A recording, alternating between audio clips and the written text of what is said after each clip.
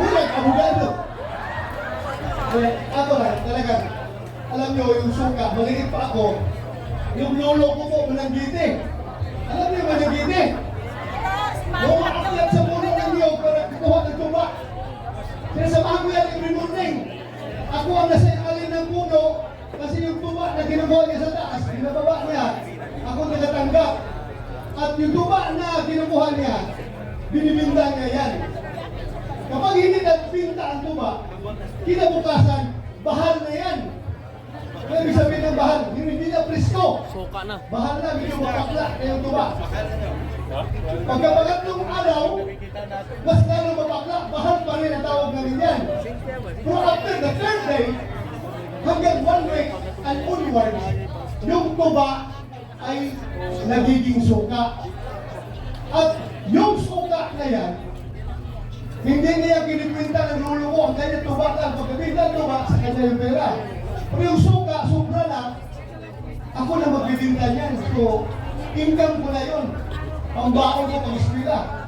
Nilalagay namin sa butilya ng buti ng lumnik. Alam niyo yung lumnik?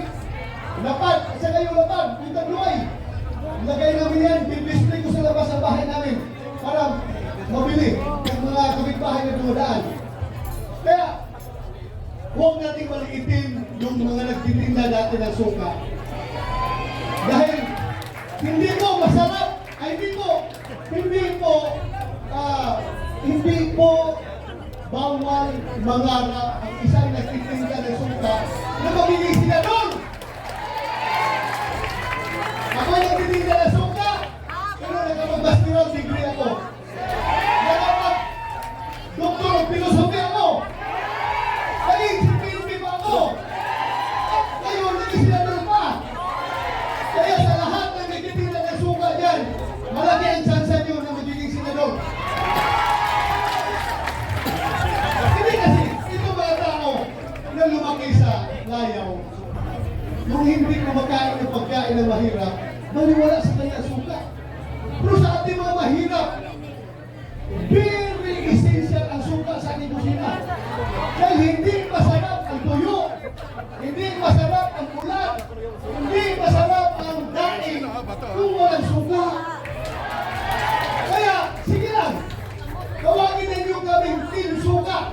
Okay lang. Team Suka, basta importante, kami ang nagpapasarap sa ulam ng mga taong mahihirap. Kasi kung walang suka, hindi masarap yung daing, yung tuyo. Masakit masyadong malunok yung kanin na ang presyo ay tag 50 pesos, hindi 20 pesos, ha? Hindi 20 pesos ang kilo ng bigas. 50 pesos to 58 pesos. Minsan nakapunta na 60 pesos. Kami po, ang tumutulong na malunok yan.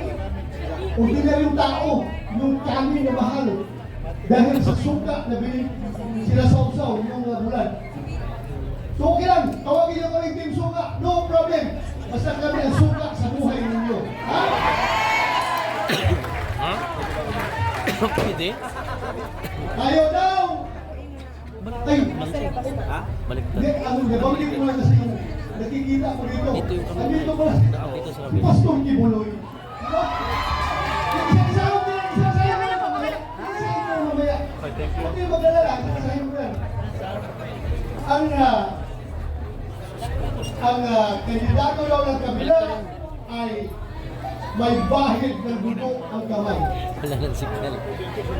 Dahil sa tokal. Wala bang ibang involved sa tokal kundi ako?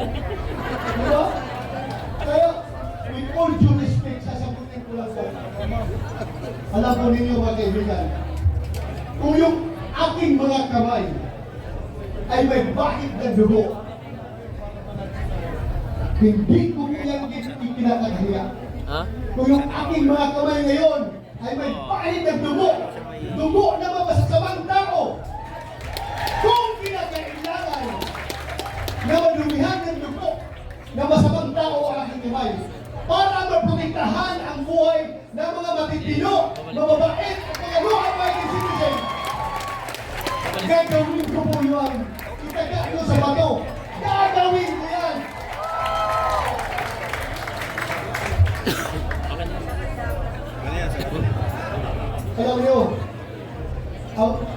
pangalan po kami, napakaganda po. Nung sinabi ko na wala kaming host, wala magsusuporta sa amin, wala kaming resources para mag-conduct ng rally. Wala po kami ang pinipilaban. Kaya kami ay gawa na lang ng tukhang na mga ampin. Pagkagapan na, tutukhang na lang, tuktukan nyo. Puntahan lahat ng bahay na pwede kaya puntahan. Katukin! Shoutout po sana all. Open ang Thank you so bituan. much. Nakangisi yung maaari. Oh, salamat. Pakiusap ako kung yung buto kami, mga pinipilaban at buong team ng suka. Pagkapisan na nyo kami. Pero pag-open buwan, nakasimangot, sorry po, hindi po ka. Okay lang po, alis kami. Yun na po ang discard na gagawin namin. Dahil wala kaming pondo. Wala kaming pondo. Kaya, sundutin ko na lang rin yung sinasabi. Sinasabi kaya ni Atty. Jimmy Bundok na kami sa Senado, Senator Bongo, Senator Romero Padilla at ako, wala po kami magagawa kahit anong gawin namin. Objection, Your Honor, Mr. President. Objection, Mr. President. O kung hindi kami pakinggan, kahit mag-book out kami, hindi, wala kami mangyayari. Dahil numbers game yan. Majority rules. At tulad kami, we cannot the majority. Kaya, kailangan namin ang suporta. Kung kami pabalikin ninyo sa Senado, kami ni Senator Bongo, talagang kailangan namin na makakasama Atty. Jake Bundok, Atty. J.B. Hilo, Atty. Rodriguez, Atty. Raul Andino, Atty. Marcolita. At nagaling niya, kailangan namin. At ang pinaka-importante, Pastor at kanunang Pinoy. Kahit kami lahat ang lahat na kasama namin ay mga abogado, kailangan pa rin natin ng man of God. Para sa aming spiritual dimension. At si Philip Salvador, kailangan natin isama. So yun lang po, pag-usap ko sa inyo. Dagdagan ninyo kami, ibalik nyo kami doon, dagdagan nyo kami sa aming mga kasamahan. Yun lang po, maraming salamat. Magandang hapon sa ating lahat. Ma'am Ami Channel, salamat. Ibalik sa Senado!